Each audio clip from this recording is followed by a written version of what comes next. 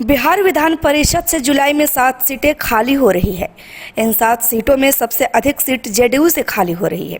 इनमें से 5 जेडीयू से, 1 भाजपा और 1 वीआईपी के खाते से खाली हो रही है।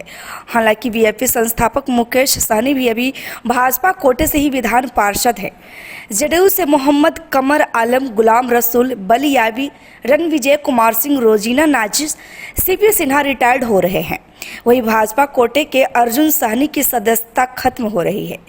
वीआईपी के प्रमुख मुकेश सहनी की भी सदस्यता इसी क्रम में समाप्त हो रही है। विधानसभा कोटे की सीट होने की वजह से इसमें मतदाता विधायक होते हैं।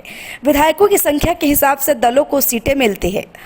अमूमन दल आपसी समझौते के तहत संख्या बल के हिसाब से सीटों का बंटवारा कर लेते हैं। मतदान की स्थिति नहीं बनती है। नियम अनुसार 243 सदस्यीय विधानसभा में एक विधान पार्षद चुनने के लिए 31 विधायकों के मत की जरूरत पड़ेगी। इस चुनाव में भी गणित राज्यसभा वाला ही होता है। रिक्त सीटों में एक जोड़ने के बाद उसके परिणाम को विधानसभा के सदस्यों के साथ भाग देते हैं और जो परिणाम आता है उतने ही वोट जरूरत एक एमएलसी बनाने के लिए होती है। जैसे खाली होने वाली 7 सीटों में एक को जोड़ेंगे तो 8 होगा। बिहार विधानसभा की संख्या 243 है, उसमें 8 से भाग देंगे तो परिणाम 30.35 आएगा। ऐसे में एक एमएलसी के लिए 31 विधायकों को वोट चाहिए। इस हिसाब से जेडीयू के 45 विधायक तो उनके खाते में एक एमएलसी की सीट आएगी।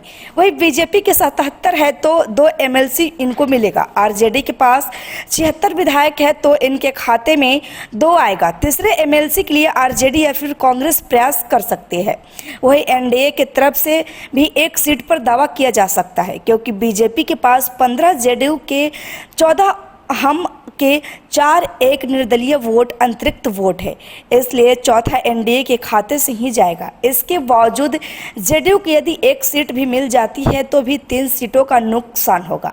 बता दें कि 75 सदस्यीय बिहार विधान परिषद में वर्तमान में विधानसभा सदस्यों से निर्वाचित होने वाले सदस्यों की संख्या 27 है। इसी 27 में से 7 सीटें खाली हो रही है। इसके अलावा स्नातक और शिक्षक निर्वाचन क्षेत्र में प्रत्येक के 6 यानी 12 स्थानीय निकायों से निर्वाचित 24 राज्यपाल द्वारा मनोनीत विभिन्न क्षेत्रों में विशिष्टता रखने वाले 12 सदस्य होते हैं। Bureau report, city post live.